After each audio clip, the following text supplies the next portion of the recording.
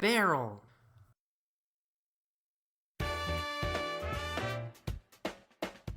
Okay, where do I begin? I guess I should begin at the beginning, but today's subject isn't exactly where this franchise began. No, Atelier began in 1997 with the release of Atelier Marie, the Alchemist of Salburg, a title whose recently announced remake will be arriving this summer. With that in mind, I figured it would be best to start on one of my big goals for the channel, reviewing every single game in the series. My history with the franchise goes back years when I first picked up Manakemia 2 from a GameStop bargain bin because, I don't know, the name sounded cool. And yeah, I really do need to get some kind of reproduction case for this. I need to do that. Its combination of appealing character designs, fun cast, and the unique alchemy system made me a fan, and it's been a goal of mine to collect every entry released in English. Which is a bit tricky, seeing as they've released at least one new entry every single year since Marie's debut. As time has gone on, it's earned a reputation as a chill, relaxed franchise, which feels more like a playable fantasy slice-of-life anime rather than a traditional JRPG, but what about the first entry released in English? Atelier Iris Eternal Mana was released in May 2004 for Japan, followed by June 2005 for North America, and March 2006 in Europe and Australia. Now, by the time I played it in 2017, I wasn't exactly a seasoned veteran of JRPGs, nor am I now, and my original judgment of the game was declaring it the most okay JRPG I've ever played. But that was over 5 years ago. I'm older now, I've played more games, and I like to think I'm capable of analyzing the quality of media better than I was in high school. Not only do I want to review these games to spread the word of a series I greatly enjoy, but also to revisit entries I've already played and see if my opinion of them has changed with a newer perspective. After playing through all of Iris 1 again, I can confidently say it's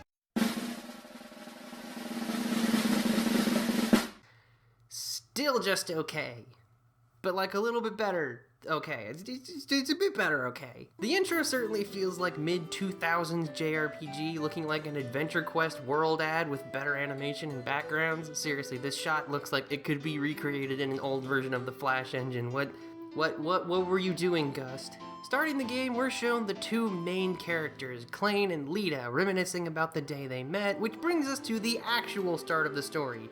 Why we couldn't just start there, I really have no idea. There's a cat girl witch, some elemental beings talking about mana, and an obviously evil man talking to himself about an item called the Ruby Prism, because I guess he just wants to tell us how evil he is. Right off the bat, there's quite the contrast with modern Atelier, since the focus of the games has shifted away from story and towards characters and interactions performing a general list of tasks. You'd be forgiven for thinking it's always been that way, but no, Atelier Iris 1 is a textbook definition of a JRPG with all the trappings that come with it. A playtime in the dozens of hours covering a lengthy tale of ragtag friends teaming up to stop someone not even trying to hide his evilness, turn-based combat with enemies ranging from a smiling ball of goo to basically Satan, and female character designs that are much more interesting than the guys. These ragtag friends include Delsis, your average flirty ladies man, Norn, the energetic cat girl from the beginning, Arlen, a really emo swordsman, and later on Marietta, the steadfast and noble warrior woman. As they venture across the lands and discover new locations, they encounter other colorful characters, usually in the form of shopkeepers, such as Norman the bar owner. There are even some that'll be familiar to newer fans, like Hagel the blacksmith and Pamela the ghost girl. This is probably a good time to mention how, while these are Hagel and Pamela, they aren't necessarily the same Hagel and Pamela you might know from more recent entries. See, while these PS2 titles do have more emphasis on overall story, that really doesn't mean much for the franchise as a whole. Atelier likes to split itself up into duologies, trilogies, and the rare tetralogy marked by a shared word in the titles and some recurring characters, and never really relate to each other aside from a few staple cast members and themes. Except within the Irish trilogy, the games have even less in common between all three titles. So when I say Eternal Mana and its trilogy mates have a greater narrative focus than the modern titles, don't think that means the story is super in-depth and requires you to play all three.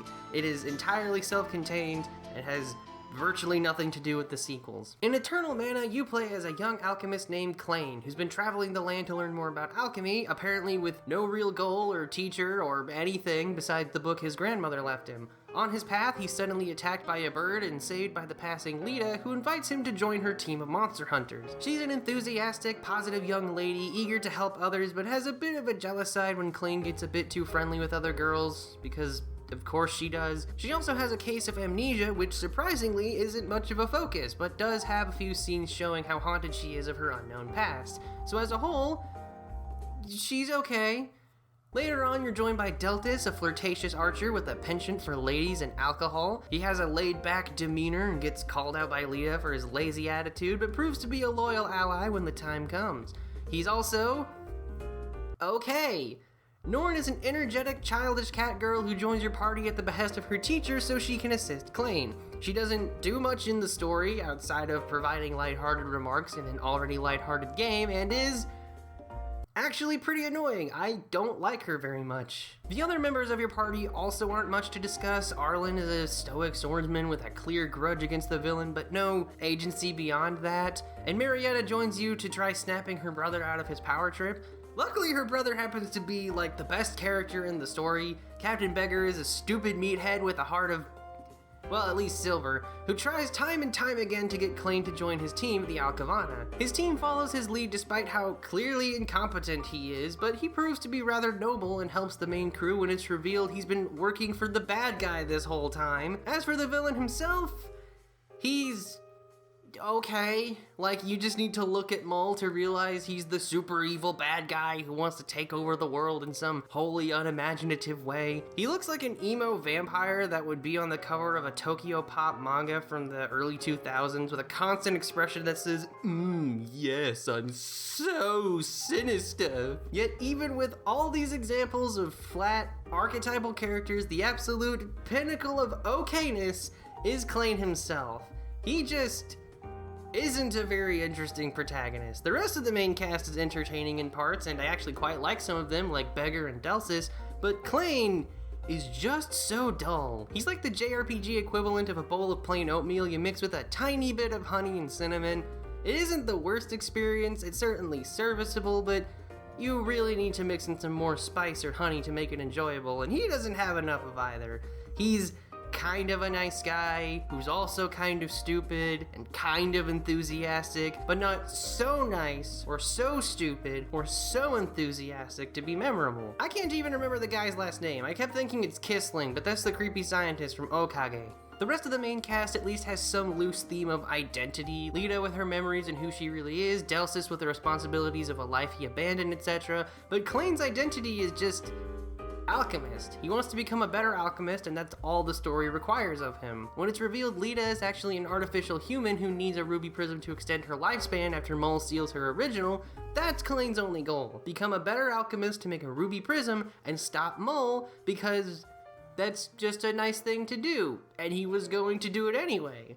And also, you know, he thinks Lita's kinda cute, so sure. A noble mission, and I suppose it plays up his uncertainty of achieving it, but I still care less about him than I do for what I'm going to mix into my next bowl of oatmeal. His relationship with Lita grows as they venture together, but between her jealous quips and his lack of personality, I just don't think they have very good chemistry, so it falls flat in my eyes. So yes, he too is just okay. I can't even say he's bad enough to not be okay, since he does so little in the first place. Alright, let's take a step back real quick because I'm worried this is sounding pretty negative so far. I don't mean to sound like I dislike the story, it's fine, it's okay. It's a series of reasonable excuses to travel the world and get into fights, looking for the next stop to thwart Mull's plans. The best aspect of the story for me is just getting to explore the world, an aspect that would carry over even into the modern day. From your cozy base city of Kavok to the otherworldly geometry of the flawless marble, there's something charming about the world of Atelier Iris, I say is a highlight. It isn't a particularly large world, and most of the locations are pretty small and just a few screens, but it still has a fairy tale-esque atmosphere I find very enjoyable. As the plot moves forward and we learn of what happened to Iris and her research, along with how it affected the current state of both the human and mana worlds, it does paint the portrait of an adventure larger than it feels. However, even if I enjoy being in this world, I can't say it looks particularly good. It looks very outdated, even for the original Japanese release date of 2004. Atelier has never had a particularly large budget, so the visuals tend to be a bit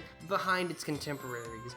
For context, context, this game came out in English the same year as Shadow of the Colossus, Resident Evil 4, Star Wars Battlefront 2, Kingdom Hearts 2, Psychonauts, Yakuza, and many, many more.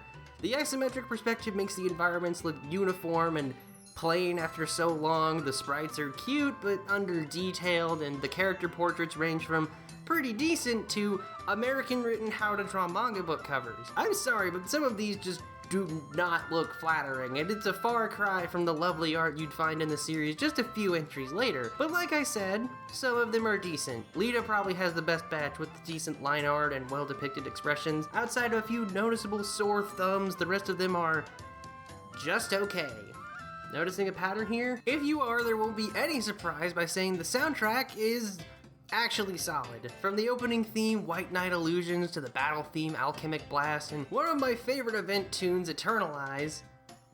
No, not that Eternalize, that's the boring one. Granted, not every song is a jam. You're bound to get some dull ones when making a tune for every different area of the game, and then some, but I don't think there's a single track I'd call bad. It's held back by the odd instrumentation, like it's being played on an old keyboard instead of real instruments, so some aspects feel a bit thin, but it's by far the best aspect of the presentation in my eyes. Or ears, I guess. This is an aspect shared by most entries, and I actually use a number of favorite songs from the series in my videos. To go along with that, the voice acting is better than okay, but not all across the board where it's mostly okay. Everyone does an adequate job at portraying their characters, very few stand out as being weak links, and some performances are actually quite impressive. Honestly, the best thing about this is just how many voices you might recognize in the cast, with so many being well-known voice actors of late 90s, early 2000s anime. Delsis is played by Crispin Freeman, known for Kyon in the Haruhi Suzumiya series, Itachi in Naruto, Togusa in Ghost in the Shell, and oh yeah, Alucard from Hellsing. I'm a dog, then you're dog food. Lita is voiced by Wendy Lee, the same as Faye Valentine from Cowboy Bebop, Haruhi herself, Konata Izumi in Lucky Star, and like a billion other things. But the absolute wildest casting choice for me is Arlen being voiced by Steve Blum, who is just straight up doing the Spike Spiegel voice. It rushed me. I didn't have much choice. Fight me. Perhaps then you'll understand. I love the kind of woman that can kick my ass. Klein himself is portrayed by Grant George, whom you might recognize as Izuru Kira from Bleach. I just wish the audio wouldn't keep cutting out. So many voice lines are cut short for some reason. What kind of jobs do you have for me? Oh. Which reminds me, apparently there's a glitch to not see the credits if you play through the final battle with English voices, so, you know, don't do that. But that's enough about presentation. How about that combat? Well, it's okay. Again, there's a pattern here. The turn-based combat is so competently done, I can't even complain about it. It does have a couple of neat inclusions, like how you can switch out your party members in battle and it doesn't take up a turn, so that's nice, but for the most part, you know, turn-based combat, can't really expect anything else from it. Even the encounter rate isn't that bad, and some overworld abilities given to you by the mana can alter it. Alright, the mana. Honestly, the combat is the least interesting aspect of the gameplay. It's made better by all the other mechanics at your disposal. It's like a piece of plain toast, and like everything else is jelly and butter, and in case you can't tell, I'm hungry while I'm voicing this. The best jar of jelly being a series trademark element, alchemy. Yes, it's been over half the script, and I'm just now discussing the shared mechanic that makes this series so unique. If you played more recent entries, you'll be familiar with the process of synthesizing items. Find a recipe, get the right ingredients by exploring the world or even making some other items, then throw them in a cauldron and stir until something cool pops out. Eternal Mana doesn't really do that, and it's one of the most notable differences separating it from future entries. Instead of requiring specific material or even something from a type of materials, Klein synthesizes using elements he extracts from environmental objects and even enemies in battle. No, officer, you don't understand. I needed to disintegrate that guy to get some stone element. Do you know how hard it is to find rocks these days? There are also elements for water, wood, lightning, light, dark, spirit, power, and just like a whole bunch of others. There are some obvious trade-offs with this system instead of the more typical synthesis we get from the rest of the series. Klein is able to synthesize anywhere, even in battle, which is kind of neat, and can restock using the environment or regular inventory. In exchange, there aren't very many items to unlock or much in the way of experimentation since you can't substitute elements to see what new items get made. Klein is also the only person able to use the mana items in combat, and most of his skills revolve around increasing their range or making them more powerful, which also makes it insanely frustrating when he gets knocked out every battle because he's made of slightly fortified tissue paper. Now, you do need to partner up with certain mana spirits to process these elements, so it might be a while before you can make some of them, but you need to find all of them for overworld traversal at certain points, so you should be able to make everything about 2/3 through the plot. They offer pretty simple traversal powers. Uru can shoot a fireball, Silwest makes a barrier, and Diemia becomes a footstool. The mighty power of the stone mana, everyone, the natural embodiment of all rocks. Later on, you find the rare aroma material letting you upgrade mana spirits. Why you use aroma instead of power? No idea. If you want an alchemy experience closer to what you'd see in current titles, you need to go to shops. There are a number of stores that can synthesize items using materials you find, such as Viola the magic shop owner, and this is the kind of depth you'd expect from Atelier's alchemy system going forward. Recipes have flexible ingredient lists, sometimes letting you create an entirely new item by experimentation. Don't like the low quality of the list of materials? Swap them out for better ones to see what happens. Once you've synthesized an item the first time, you can put it on the store menu to be purchased later, and you can even replace the old recipe with a new one if you manage to improve upon it. Materials even have traits that pass on to the finished product, usually relating to stuff that doesn't matter, like smell or texture. Make enough items at a good enough quality, it improves the store's reputation in town and unlocks new crafts to try. There's also weapon synthesis, which is borderline useless. You can upgrade weapons by extracting gems from mana stones, combining them to make them stronger, and even gain special properties. I've heard this is useful, but I don't know if I was looking in the wrong place or something, but I barely found any weapons I could upgrade. So yeah, Klein's alchemy is okay, store alchemy is pretty fun, weapon synthesis, not really, so overall, it's okay, it's good okay. But it's still just okay. Between all these elements, the characters, the world, the presentation, and of course the alchemy, Atelier Iris manages to be a decent little JRPG that's enjoyable without giving many surprises. Writing this script, it feels like I might come across as overly negative, as if Eternal Mana is so much less than modern games in the series and not worth your time, which to be fair, it is. Even as a big fan of the franchise, as an advocate for Atelier, I can't say I would play this again if given the option of other entries, or even other JRPGs out of the time. It does have a lot of charming aspects, like the power letting you turn into a tiny rabbit, but as a whole, it's just lacking a sort of energy or creative spark it needs to be truly memorable. The story is a succession of go here and find a thing, then go here and find a thing, okay, now go here and find a thing.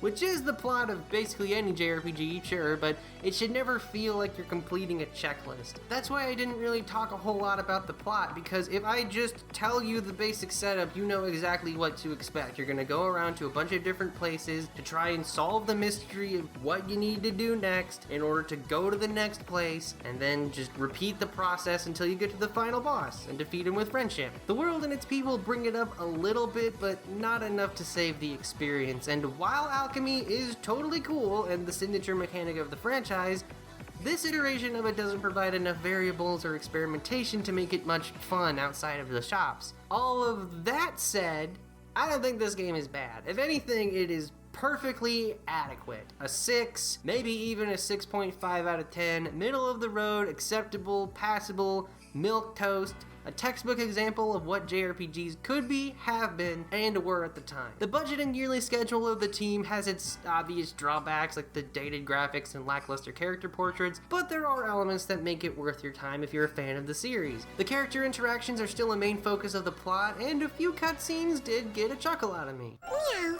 Could you sleep in my bed with me? I get so lonely at night. Zeldalia always slept next to me. Meow.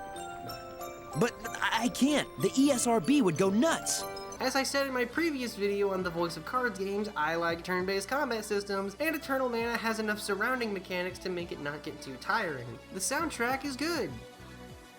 Like, it's just a good soundtrack, look it up. If you're an Atelier fan who's never experienced the earlier titles, I definitely think it has a certain kind of appeal for its place in history and elements that would be carried over into future titles. But that's the key phrase, isn't it? If you're an Atelier fan. Can I recommend Atelier Iris Eternal Mana if you aren't already a fan of the series? No. Have you been listening to what I've said up to now? This game is not anything particularly special, and to say it's worth playing over not only other Atelier games, but JRPGs on the PS2 and other systems, would be a flat out lie. Is this game bad? No. Is it good enough to track down a copy or boot up an emulator with no context of the rest of the series? Also no. Like I've been saying throughout this whole video, Atelier Iris Eternal Mana is just okay. And that's fine. A game doesn't need to be a life-changing tour de force to be worth your time, and I enjoy the time I spent with this game. What's holding me back is the fact that I have context. I play all of these games and can appreciate the differences that make this entry different from the other ones I know today. Without that experience, without that context, I don't imagine I would give this game much time, let alone reach the end. Kinda stinks to, finally start on this series and just be like, yeah, this first entry is not particularly good. And then I started thinking, okay, can I suggest this as a sort of filler game to play between bigger titles? Let's say you're some super big JRPG fanatic and want to marathon Persona 5 Royale, Dragon Quest XI's, and I don't know, Octopath Traveler 2 back to back to back. Maybe you want something to space those out, something that doesn't require as much time but still fills that void of an old school turn-based JRPG to keep you ticking along. Would this be worth playing in that very specific instance? No, because Guardians Crusade exists and you should play that game anyway. Seriously, play Guardians Crusade, it's great and takes 10 hours less than Eternal Mana. Okay, but that only covers the first gap. What about the second? Is it worth playing in that even more specific instance? To that I say, no, because the sequel exists. And that's where things get really fun. What do you look for when it comes to a sequel? Expanded mechanics, bigger cast, more complex story? I suppose it really depends on what kind of games you like to play and the series in question. When it comes to something like Atelier, where we get a new game every single year, sometimes it can seem like nothing changes. I know some people find the modern games a bit samey, but I think there are many aspects that make them distinct, especially going back to the PS2 games before the modern formula for the series was established with Rorona, and they were closer to what you expect of a typical JRPG. Atelier Iris 1 was exactly that, a typical RPG with very few surprises. A perfectly adequate story and cast, very basic turn-based combat, and a unique selling point in the form of the alchemy system that didn't really sell itself to the player. It was a perfectly fine game, but not really much more than that. So where do you go from there? Surely the sequel released just 1 year later wouldn't be that much of an improvement. Heck, in North America there wasn't even a full year between Eternal Mana and the follow-up, Azoth of Destiny, so there's no way they would have improved upon the first game all that much, right? Well, they did.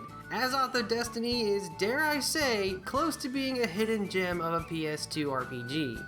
Darn close. Yeah, we're just skipping all the formalities and digging right. Why is vibration called Quiver? The intro shows several characters that will be important later: a sinister looking man destroying a bizarre device, a young woman getting into a fight that also gives us an immediate taste of the combat, a little girl standing alone on a floating platform, all ending with a pledge being performed by one of our main protagonists. This is Vize, and she's being sworn in as an official alchemist while her best friend Felt is off daydreaming. Welcome to Eden, a small floating island where mana spirits and the alchemists that partner with them live in peace. In this strange land, there's a mysterious ruin called the Belkide Gate and an ancient sword embedded into the ground known as the Azure Azoth that both exist with no real explanation. One day, a quake hits the island and causes several segments of Eden to disappear, whereupon Felt, at the command of a strange voice, pulls the blade from the ground and sets out into the gate to repair his homeland, waking up in a desert filled with monsters like he's never seen. Ooh, you smell that? That's... oh, that might just be the scent of intrigue.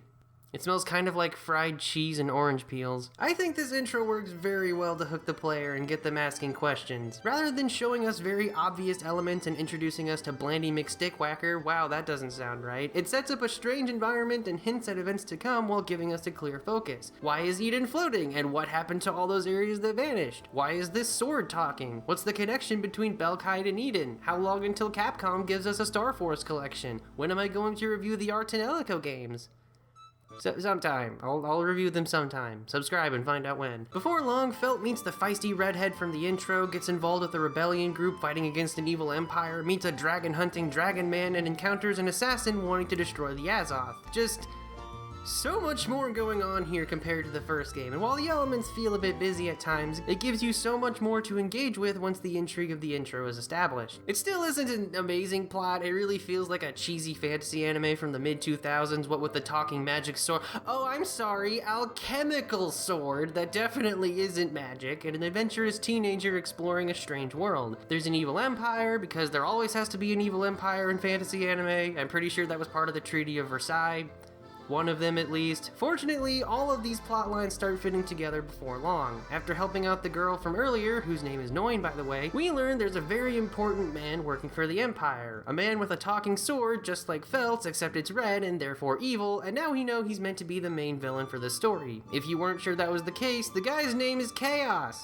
Maybe his parents were fans of Sonic the Hedgehog, I don't know. Anyway, Chaos has been going around destroying strange devices like the one we saw in the intro, and they have some connection to what happened to Eden. So by going around and fixing these workshops, you can restore the missing areas of Eden, which relates to Vise's segments of the story. Alright, the game is actually split between Felt and Vise, with both characters giving the other what they need to progress. At the start of the story, Vise is given a set of share rings, because sharing is important, which are used to communicate and exchange items between her and Felt. Her side of the story is almost entirely set on Eden, and her segments are all about exploring the restored areas to partner with new mana spirits, allowing you to craft new items. We'll get more into the alchemy later, but in terms of story structure, this basically gives you a Metroidvania style of progression. Felt travels the land to battle enemies and restore the workshops, which grants Vise a new mana spirit, giving you access to new items that can be used in the overworld to find new locations.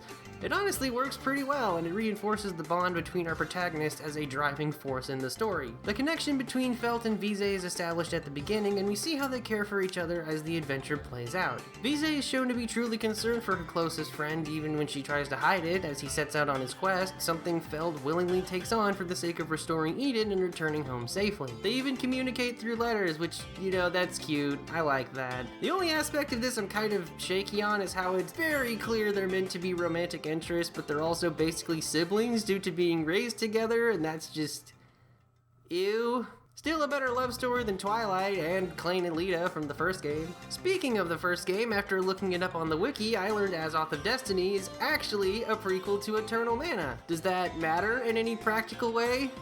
No?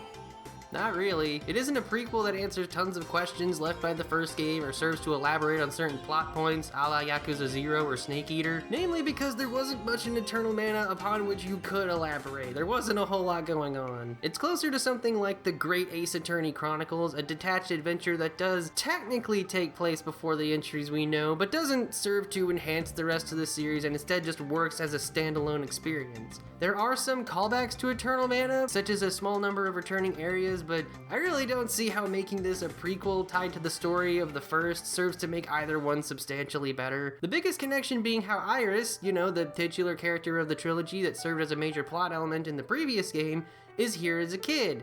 Vise takes her in after learning she has no home and basically becomes an adoptive older sister to her, and sure, it's neat seeing her, but it doesn't really matter. We see how she becomes interested in alchemy, something that would lead to the events of Eternal Mana, but honestly, it felt like seeing Roy Campbell in Portable Ops. It's neat she's here, but why are you here, and why should I care? The most you'll get out of playing Eternal Mana before Azoth of Destiny is just understanding the little nods and references. Like when Max, the leader of the Simsiltian rebel group, calls Felt Klain. That was kind of neat. Honestly, I don't think you need to play Iris 1 to fully appreciate Iris 2's plot. Like I said earlier, the plot still isn't particularly complex or deep. It's still fairly straightforward once all the elements line up. What saves it is the characters, which are again a big step up from Eternal Mana.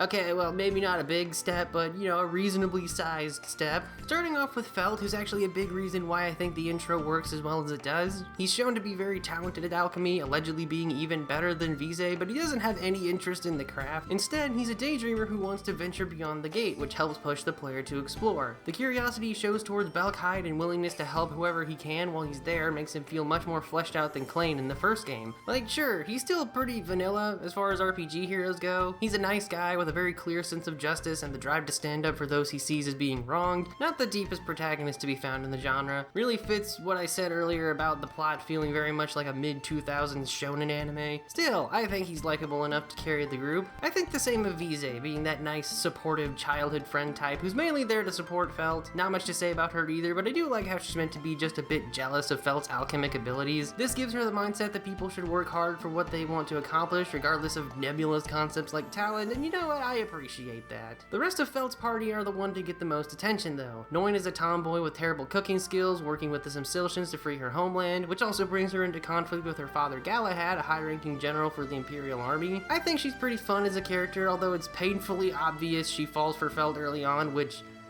really bugs me for reasons I won't elaborate on in this video. Gray is a dragon hunter who hunted so many dragons he was cursed to become a dragon. I shouldn't have to say anything more than that, that's just cool. Fee is definitely the one with the most attention given to her. You meet her as she's trying to kill Felt for the Azoth, but once Felt saves her from poisoning because he's just that darn nice, she learns the other Azoth is actually what she's supposed to destroy. You know, the one used by Chaos. She's an orphan raised by the members of Altina Church, a location that ends up being very important for the plot, but once she's freed of her ties to it, she joins Felt's group to destroy the Crimson Azoth and lead a free life. Later on, she learns in a really cheesy scene that she's the long-lost princess of the dethroned Slaith dynasty, and I honestly enjoyed how they handled her character after that. Again, none of them are super complex explorations of the human condition, but they're all likable and have some nice moments scattered throughout the overarching plot.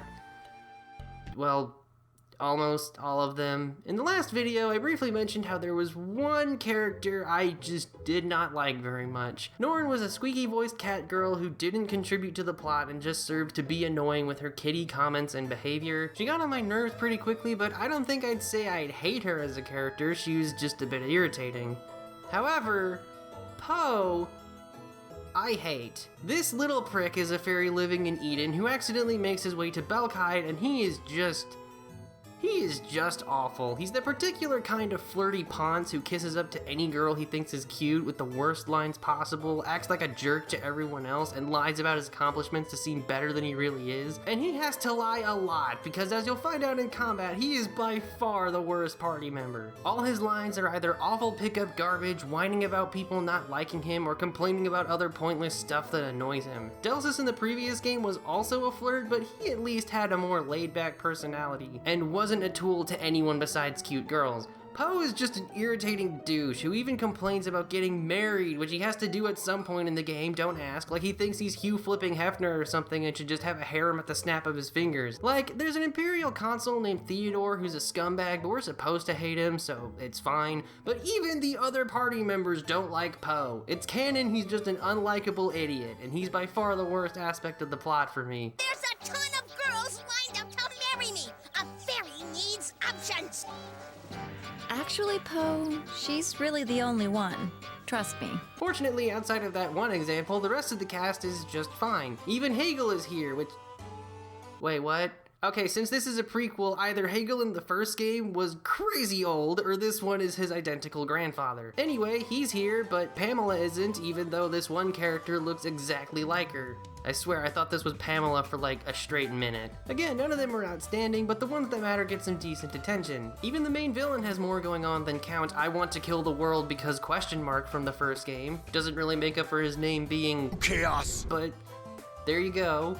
I also really like Galahad, this upstanding guy who loyally follows the Empire but hates how they treat the people. All in all, I'll give the cast a neat out of cool. The improved presentation probably has something to do with that. The character portraits look noticeably better than Eternal Mana's. They still don't hold a candle to Rorona onwards, but at least they have more poses than before and the quality is a bit more consistent. I will say they look a bit cheap, but I'd rather have this than whatever was going on with Hegel in the first game. Sprites are better as well, being a bit bigger and fitting more detail. They also got rid of that pitiful 3D overworld from Eternal Mana in favor of a map screen, which will probably look familiar to fans of future entry, and it makes overworld travel just so much easier. Environments look about the same level of detail, but they at least have more winding areas to encourage exploration. Oh, and also they have these pretty decently animated cutscenes. They didn't have those before. I certainly didn't forget to talk about that until I was editing the section just now. No, not at all.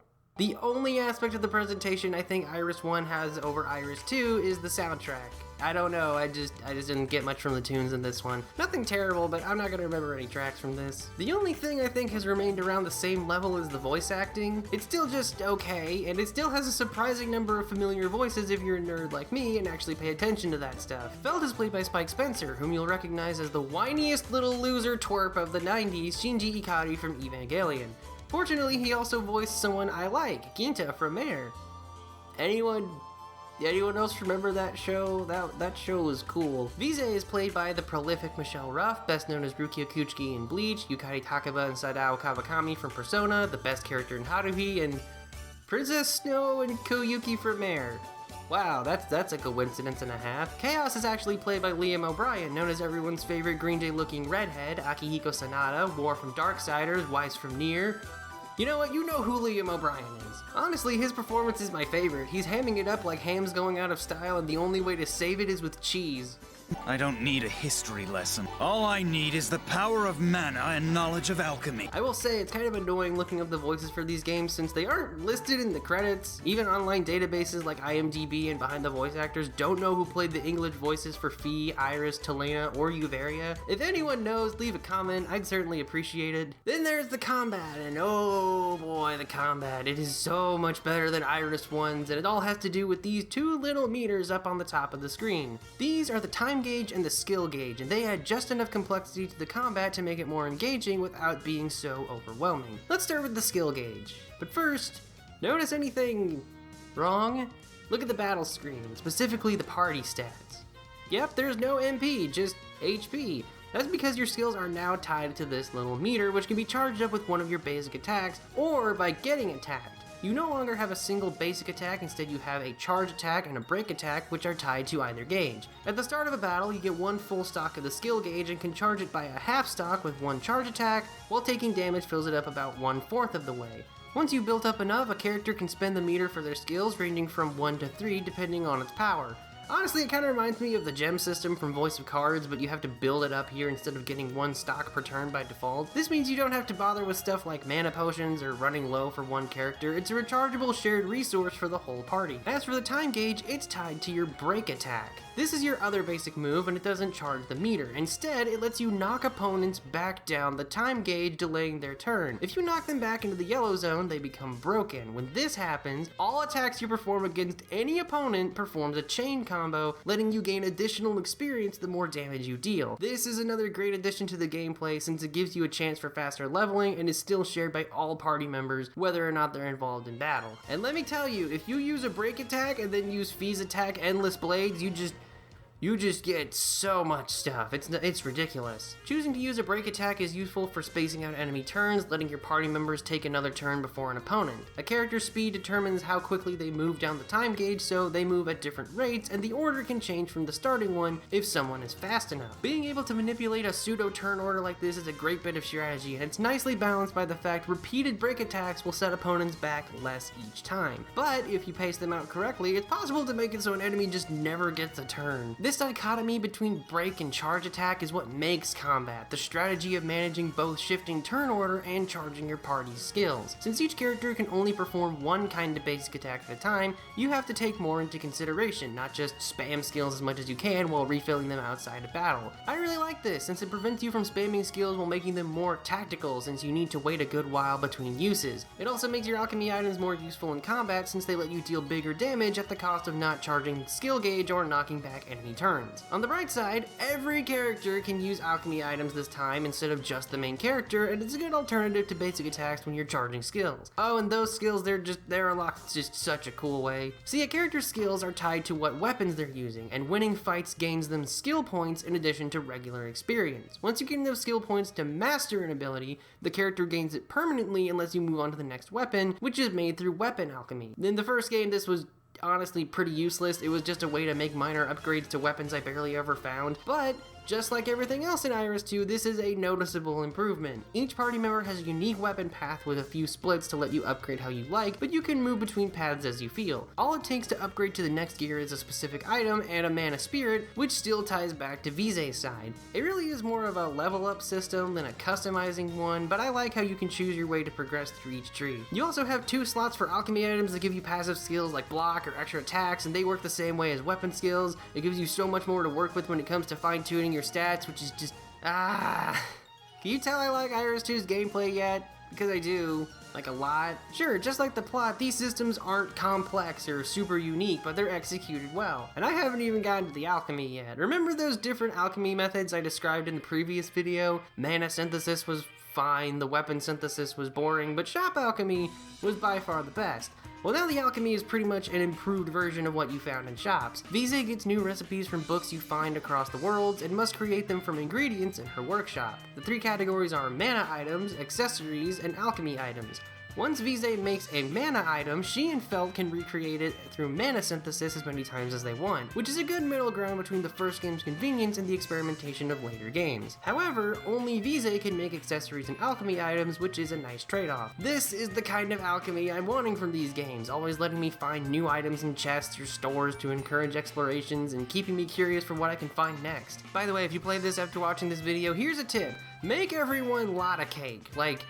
It's crazy how a cake is one of the best early to mid game accessories. I guess it's just a really good cake. The only minor issue I have with it is how you can't break down inventory items for elements anymore, so there are times where I was running low on a kind of element and had no choice but to hope I found some in the nearby environment, which wasn't always the case. Bit annoying, but man, the rest of the system is just so much better. I can't count off that much for something so minor.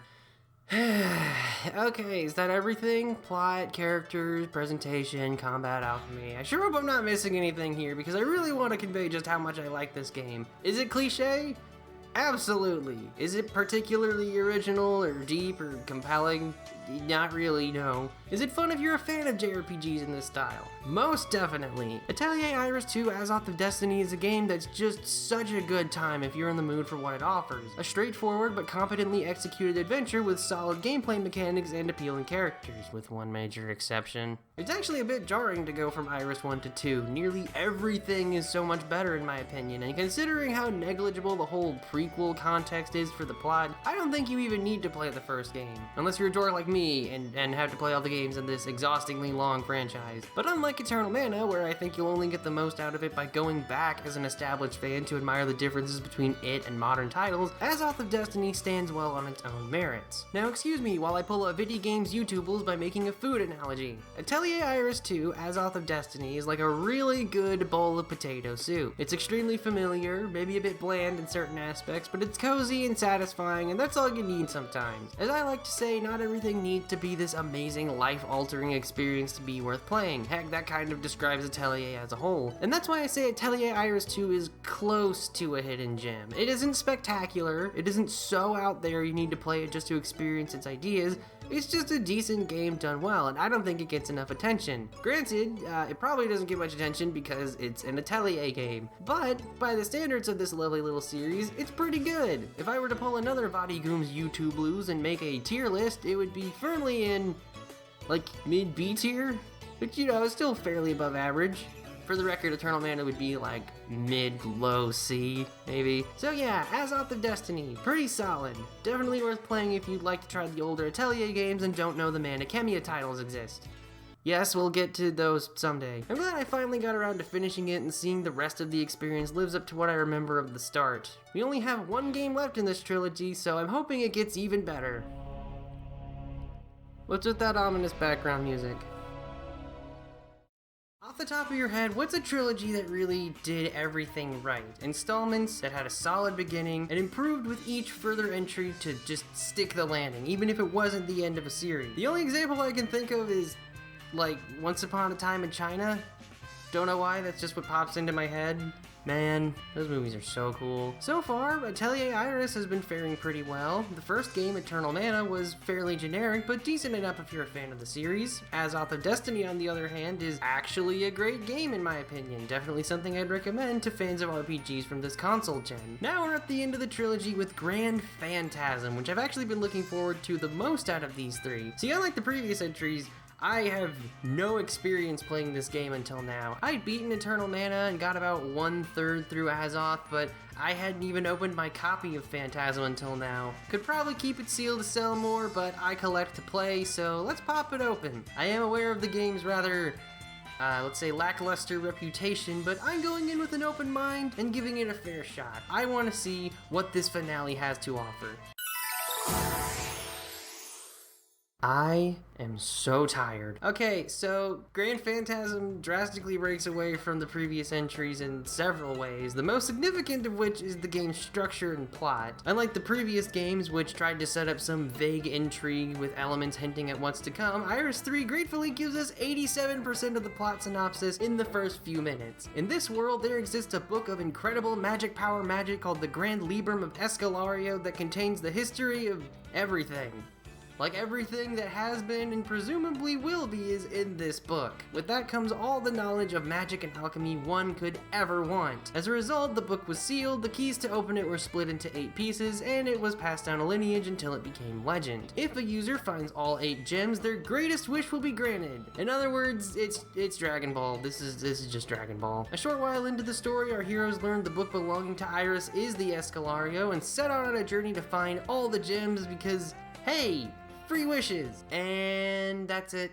I am not kidding you when I say that's almost the entirety of this game's plot, and that's not the only problem stemming from this game's baffling core decision. See, while the other games were structured like a regular RPG with a simple premise that's given more depth as time goes on, or, you know, that's at least what happened in Iris 2. Iris 3 doesn't share the same gameplay setup, and the plot reflects that. No, rather than another RPG, this game is more akin to a dungeon crawler, so instead of going from town to town and solving issues to progress an ever-evolving narrative, you have one town and a bunch of dungeons to visit in pursuit of finishing quests, which means the entire core narrative of this game is a fetch quest that turns into a race against some random villain. It doesn't even try to set up some kind of intrigue like the previous 2 entries to get you hooked. Once a story has an item as powerful as the Escalario, you know that's going to be all that matters the whole way through, which sure isn't much of a problem so long as the journey reaching that destination is fun, and it really isn't here. In most Atelier games, plot really isn't the focus, so it's fine for them to have a simple premise and spend the adventure developing characters. Even the entries that do have heavier story emphasis tend to focus more on the interactions of the main cast rather than progressing some super deep end goal. But as we've already established, Iris 3 is not like most Atelier games.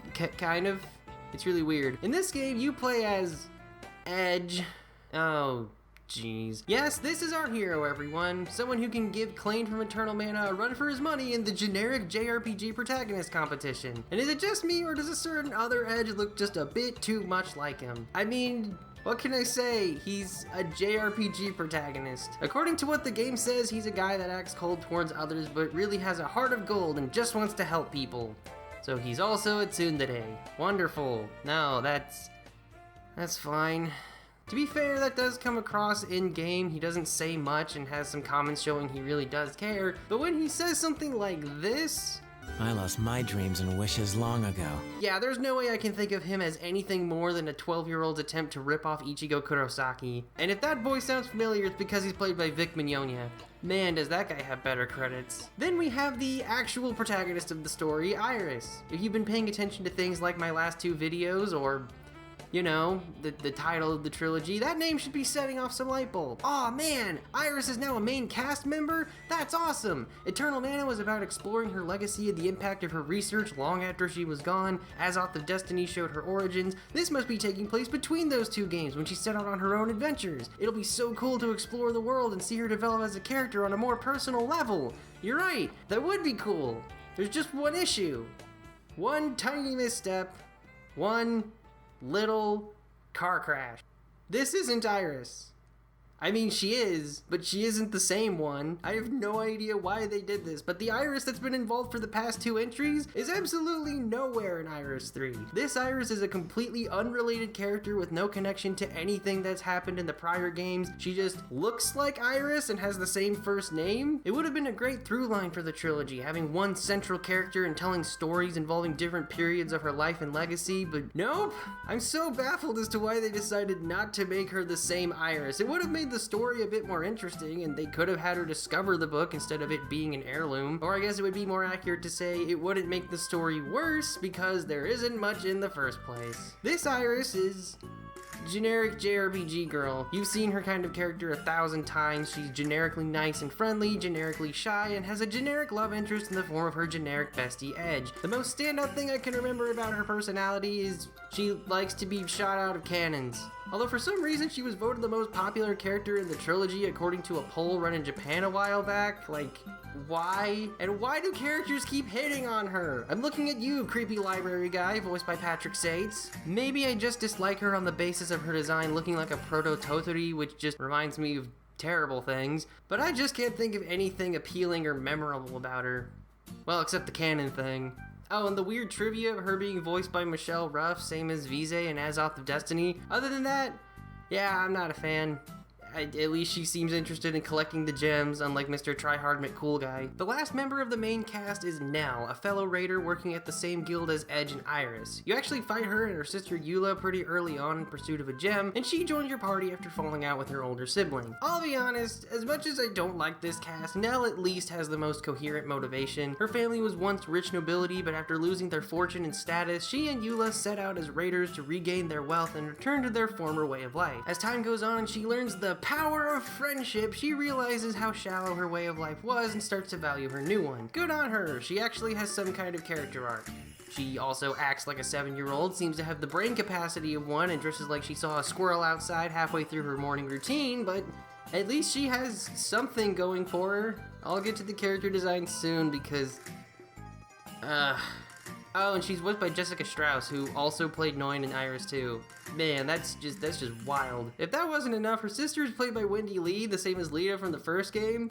So this cast is just like a big bunch of coincidences. Yep, that was your last party member. You only have 3 as opposed to 5 from the previous entry. Now, to cut the game some slack, there is a gameplay reason as to why this is the case, but that doesn't stop it from feeling like a lesser effort than Eternal Mana or Azoth. These 3 just aren't very interesting, and despite having the promise of any wish they want, they treat it the same as finding a few coal on the sidewalk. Oh, coal is the series currency, by the way, I never mentioned that. So you combine a paper-thin central plot with a smaller cast of less interesting characters on top of the previously described premise of needing to fulfill side quests to move the plot forward, and it just feels so empty. Like, nothing really happens in this story. I'm not gonna sit here and proclaim Iris 1 and 2 had Xenogear levels of depth, but at least events were occurring that pushed me to keep going. Meanwhile, Iris 3 has the laziest attempt at raising stakes I've seen in a long time. Get this, about halfway through the plot, the main villain of the game, Crowley, whose main character trait is he's the villain, places a curse on Iris. This curse does not have any adverse effects on gameplay or story aside from Iris coughing in the next cutscene, the horror.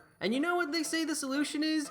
To continue finding the 8 gems. To keep doing the thing we were already doing and would have continued doing regardless. And what makes it even worse, they try and do it a second time. This game has less stakes than a vegan buffet. I am so tired. Now again, trying to cut it some slack here, maybe they wanted to make the plot less about the central narrative or your main cast and instead flesh out some of the villagers, which to the game's credit, they kind of do. See, in order to reach the next story mission, which is just finding another gem, you need to raise your rank as a raider. Going to the quest board, you find fetch quests and hunting missions, but the important ones are marked with this little green icon. These give you quest points and tend to give you some conversations with clients. There are a few with neat stories behind them, but you just have to wait so long between them since they need you to be a higher rank as the missions progress. So it could take you several chapters to complete one person's arc, which isn't inherently bad, but the villagers just aren't interesting or deep enough to justify spacing their missions out like this. Mayna was my favorite, a raider who partnered with her brother only for him to die while protecting her during a mission. After you finish her request, she learned to accept her grief and continue being a raider for both of their sakes. That was narratively satisfying. It's just a shame it's spread across like 10 hours of padding and busy work. I think it would have been better if each chapter of the story just focused on one villager and let me do all their quests in one go, rather than spacing them so far apart. This really is the biggest issue with Iris 3. The fact it's a dungeon crawler means every mission you take on requires you to visit the dungeons for something, whether it be an item or fighting a certain monster. There are a total of 5 dungeons in the whole game: the Ancient Forest, Castle Grimoire, Prosporia Battlefields, Crystal Valley, and Grand Gardens. You have to visit them dozens of times each over the course of the story, going through the same vistas every time. There are no shortcuts or alternate entrances, and they don't change much as you unlock new areas, so they all feel so stale before too long. Basically, do you remember the Temple of the Ocean King from Phantom Hourglass? Well, this game is basically 5 of those, including this stupid time limit. Why? If you don't want me spending so much time in the dungeon, maybe you should give me something else to do, Grand Phantasm. With the green character missions so heavily outnumbered by the actual side quest, you don't even get much context for why you're doing them. You just go to the dungeons because everything's there, apparently. The dungeons are the solution to all life's problems. Need a specific fish? Go to the dungeon. Monsters causing problems for little bear people? Go to the dungeon. Trying to collect old RPGs physically in the current state of the secondary market? Man, I wish there was a dungeon for that. Because the vast majority of this game is spent on doing busy work missions, it just gets so boring. Without a good central narrative to keep me engaged or a cast of likable characters adding charm to the proceedings, it's just so hard to care about going back to the same forest for the 27th time. So yeah, the story of Iris 3, kind of a wash. Nothing really happens. Maybe I'm just speaking from a place of ignorance because dungeon crawlers aren't a genre I'm familiar with, but there's nothing about this game that makes the task anything more than sheer tedium. There's such little happening in the story, I didn't even record a lot of my playthrough because I knew nothing would happen, and I haven't needed to do that for any game until now. What makes it worse is, I was right. I didn't record nearly a third of my playthrough, and aside from one clip being corrupted due to my computer suddenly crashing, which really stinks, I didn't miss anything worth showing. I know this subgenre isn't the best when it comes to exciting or eventful playthroughs, but if I could ignore 1/3 of the game and not feel like I missed anything noteworthy, that's a big problem. It just doesn't have enough going on to justify its runtime, in my opinion. But hey, maybe that's because they shifted their focus to the gameplay, so how is it? Well, it's fine. Again, the gameplay boils down to exploring the dungeons and finishing quests, and it's functional. Like, it's insanely repetitive because the dungeons themselves are super tedious to navigate and there are only 5, but at least it works as intended, I think. I was actually wondering if lack of variety is a fair criticism against the game, since later entries like, say, Rorona have a small handful of places to explore, and that game is great. I've actually been playing Rorona in my off time, and the small number of environments doesn't bother me at all. I think the main difference is how in Rorona, you just skim over the locations for gathering points and don't spend much time in them. You can get in and out in no time flat. So returning to those spots over and over isn't a big issue since the focus is just finding alchemy ingredients for synthesis. In contrast, the dungeons in Iris 3 are much bigger, only have one entrance, so reaching certain locations can take quite a while, and the focus is very clearly on combat, which is already a risky move in an old school RPG. The combat in Iris 3 is kind of like a slightly altered version of Azoth of Destiny. Turn-based combat with no individual MP, instead using a chargeable skill gauge for, well, skills. However, instead of the free-flowing time gauge from Azoth, you have what they call the active cost card system, which shows the exact turn order and gives you more direct info on the flow of battle, so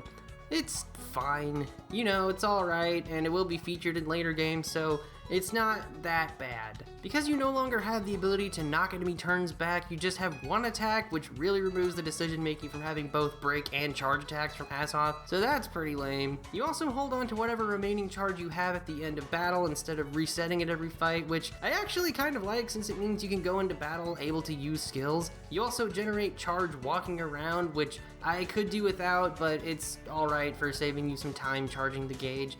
If the emphasis of your RPG is lots of combat, you need a strong battle system, like Legend of Legaia. This is not like Legaia. The basis of combat is just okay, but it contains the absolute best part of the game, an aspect I think more people need to utilize because it is legitimately great.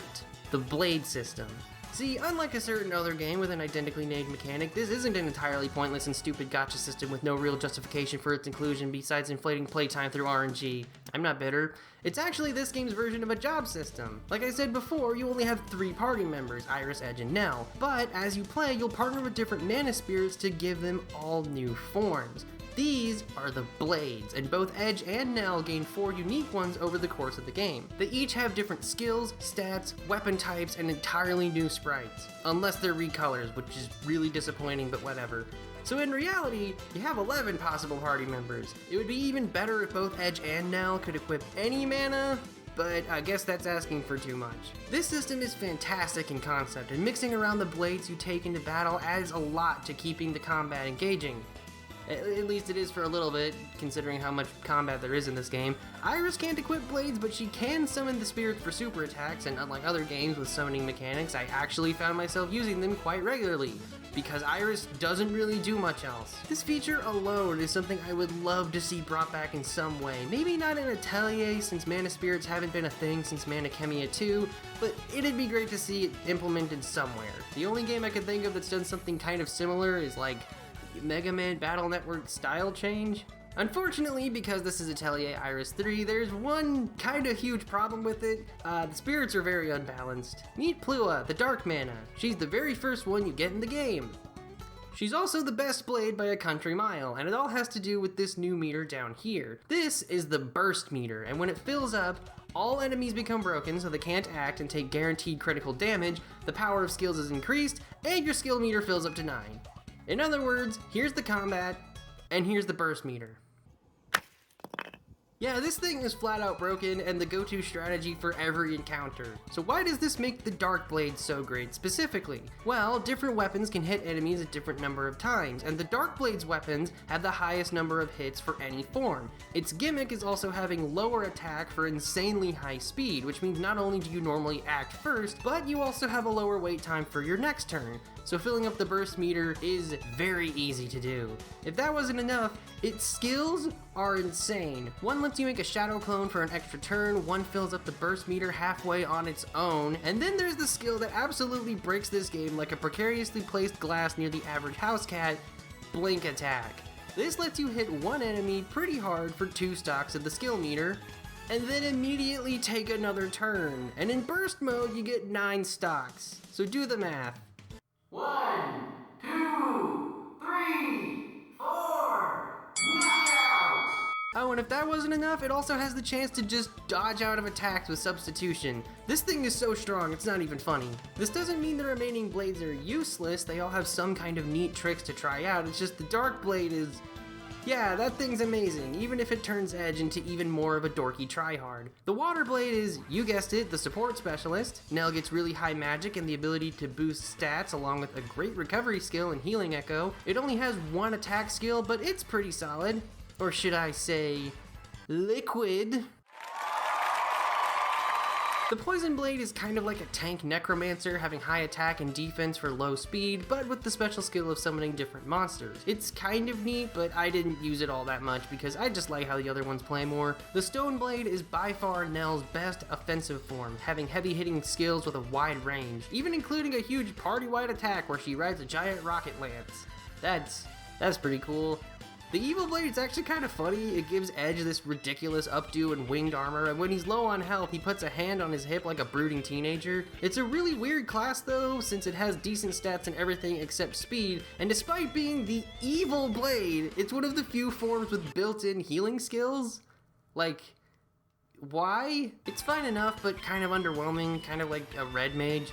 Sound is super interesting, and one of the 2 optional blades you can find. It lets you control monsters for mob attacks, from Trick or Treat, letting you turn enemies into candy, summoning a bunch of kobolds, steal items, or just one huge kobold to smack everything. It's pretty great, definitely one of the better blades. The illusion blade is apparently the worst one, but I think it's kinda neat. It doesn't have very high speed, but its attack and magic are decent, and its gimmick is just having really odd skills, such as Mug, where you literally shake down an enemy for money. Okay, that's kind of funny. Also, the sprite's cute. It's like an Easter costume. Finally, we have the Time Mana. The Time Mana? The Mana of Ties, the semi-magical embodiment of formal neckwear. No, this is the Mana of Time, and its edge is only magic-focused blade. It's actually pretty cool and gives him a wider range of skills with magic gained from accessories, but its built-in skills are neat, although I didn't get to use it much in my playthrough. Overall, a pretty diverse range of different forms to experiment with. This is Iris 3's biggest strength, the variety of party combos you can make with different blade forms. Although for some reason it isn't mentioned anywhere on the box. Might as well, guys, not like anything else on this box is very interesting. By itself, the combat is fine, but add in the blade system and it becomes genuinely fantastic. Sometimes. The boss fights are usually pretty good, my favorite being the Shadow Spectre you need to find to obtain the Time Mana. When these moments happen and you're given a good challenge in combat, it shows what makes Iris 3 good. It's just a shame these moments are buried under the sheer tedium of everything else. If the game trimmed out the busy work and focused up the narrative scope, this could have been a good follow-up to Azoth of Destiny, but by changing the core structure to be more about combat and side quest, it just makes the experience so insanely dull. It almost reminds me of a mobile game taking a cool concept and fun customization and just piling on a bunch of uninteresting quests that get harder to complete as it goes on, so it wastes even more of your time. Except you can't pay to speed things up here, you have to grind everything out, so what few great things the game has lose their appeal long before the credits roll. I am so tired. The next best thing to the blade system is the presentation. Sure, it's still isometric and sprite-based, but they definitely put more effort into the visuals this time. Most noticeably, each dungeon entrance has this cool screen that shrinks your sprite as you approach it, giving the illusion of depth. Castle Grimoire in particular is just, oh man, it looks awesome. I won't lie, that looks pretty great. Environments have more layers to them, with elements appearing in the foreground, and there's more detail put into the surroundings. Sometimes it's kind of annoying, like in Crystal Valley, where everything is so crystally, kind of a mess to look at, but for the most part the visuals are appreciated. Sprites have also been polished up in comparison, the battle animations especially. They even alter some animations and cutscenes depending on your blade. That's a cool detail. Although for some reason they didn't bring back the cool full anime cutscenes from 2. Why was that the only entry to have those? I thought they were really neat. And the soundtrack, it got repetitive because I heard the same things a lot, but listening to it on its own, I think it's a little bit stronger than 2's. Grand Phantasm probably has the best overall presentation of the trilogy.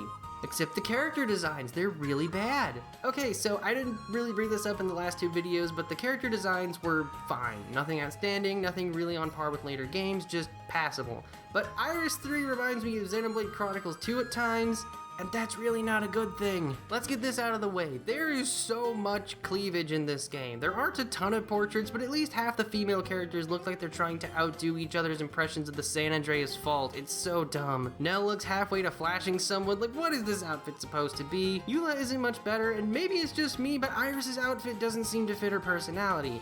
Then there's Ava. Jeez, forget a boob window, this is a flat-out boob greenhouse. It just feels so lazy, like they were looking for an easier way to sell the game, so they just went, hey, you like anime boobs? We got anime boobs right here. If you looked at the screen because I started talking about boobs and cleavage, you are now obligated to subscribe. Apparently that's a rule, I had no idea. Why stop at them? Make Edge's itty bitty teeny tiny titty window bigger until it reaches his stomach, that'd be great. But hey, Pamela's here. It's a small victory, but it's always nice to see her. And she has a little sub-story about this researcher having a crush on her. That was cute. Oh, and Alchemy? Yeah, it's here. It's the least significant it's felt in the whole trilogy, but it has some neat ideas. First off, there's only one kind of synthesis. They took out mana and weapon synthesis, so all you have is the cauldron. I don't have much more to say about it than I said about Alchemy and Iris 2. The best thing it adds is the ability to choose traits to carry over. That's actually a nice addition, and upgrading equipment with different traits is cool, which is really the majority of what alchemy is used for, just making yourself new equipment. Healing items are also what I made most, along with quest required items, but the attack items feel so underpowered compared to your party's skills, so I never found much use in them.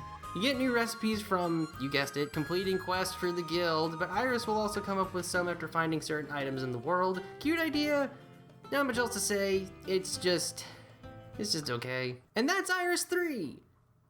Maybe don't. Stinks to finally play this game with an open mind after all these years just to end up so disappointed and tired. This might actually be my least favorite game in the series, and that stings considering how much I enjoyed Iris 2.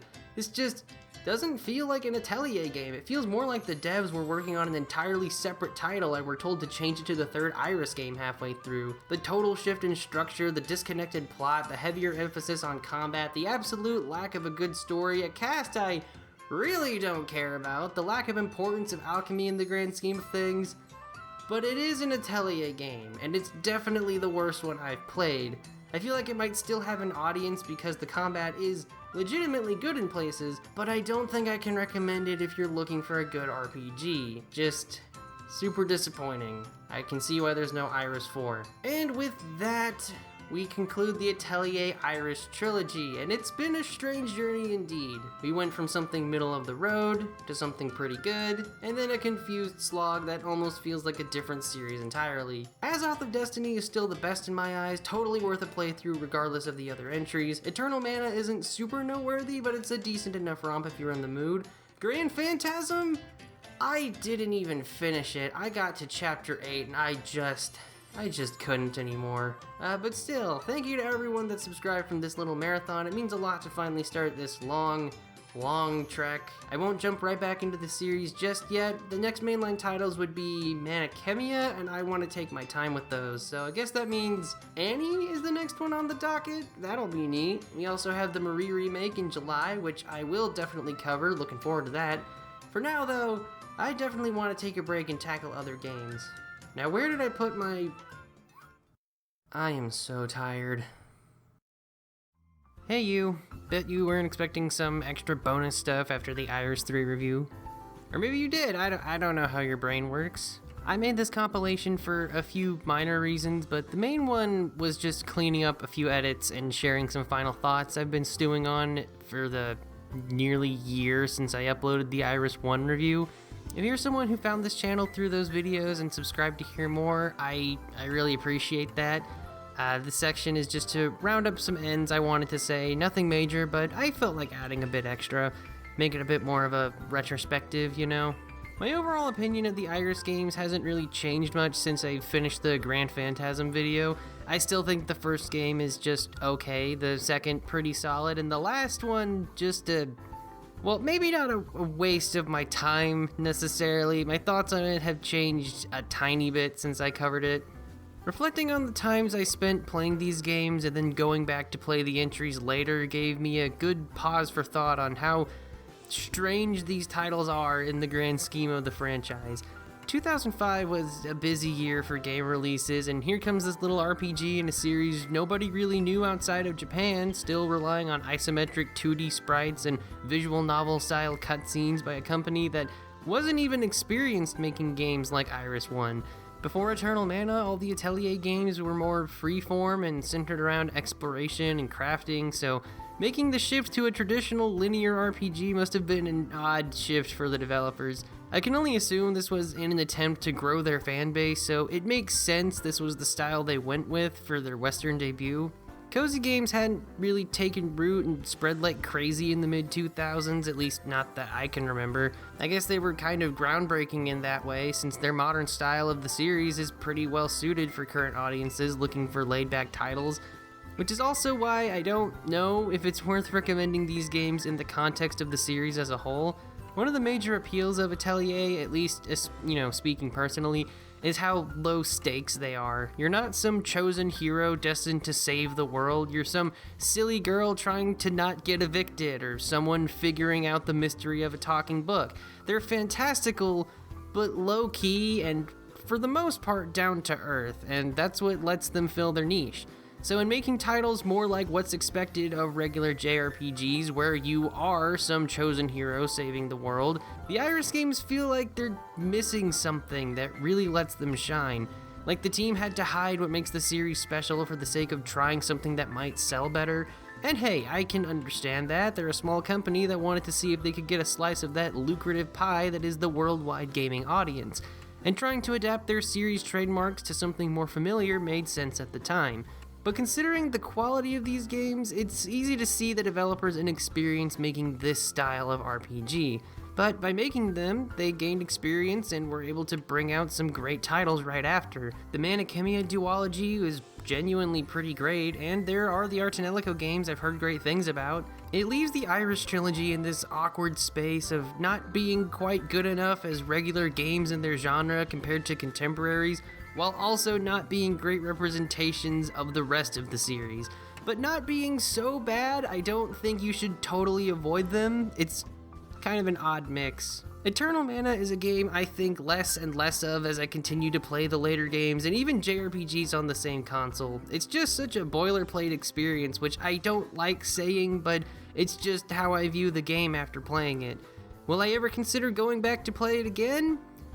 Hard to say, but I'm leaning towards no. This is just a reality of collecting and playing games in this genre. Sometimes you find something and play it multiple times despite the length, and others just fade away in a sea of unnoteworthy mediocrity. It's a fine game, but far from their best effort. Azoth of Destiny is basically if they took the mentality of Eternal Mana, polished what they had, and gave it a fresh try. The story's more interesting, the battle system is better, the synthesis is more fun. It's just improved in every aspect in my opinion.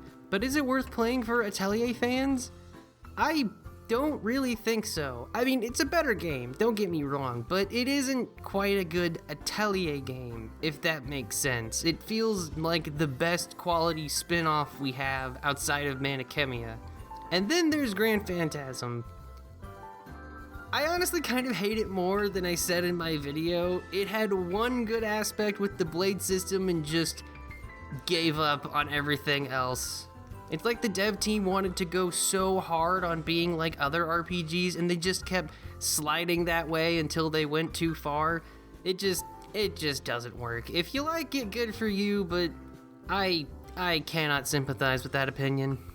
Overall, I think the Iris trilogy is fascinating. Not from a storytelling or mechanical standpoint, but just by how much they contrast the rest of the series. This was a time where Gust stepped out of their comfort zone and tried making something more grand, and after so many attempts that just didn't catch on, they just had to go back to what they knew and what the series was known for. Or maybe they realized Manichemia was so good they would never top it in this style. It could also be they decided to just make other series if they wanted to try something more spectacular like Artanelico and Blue Reflection. Whatever the reason might have been, it leaves the Iris trilogy in this bizarre space for me where I don't think I can recommend it unless you're just a really curious fan of the franchise. If anything, I think it would be amazing to see these remade with all the knowledge and improvements they've built up over the years, but that's never going to happen. Which isn't a bad thing, but man, the potential is hard to ignore.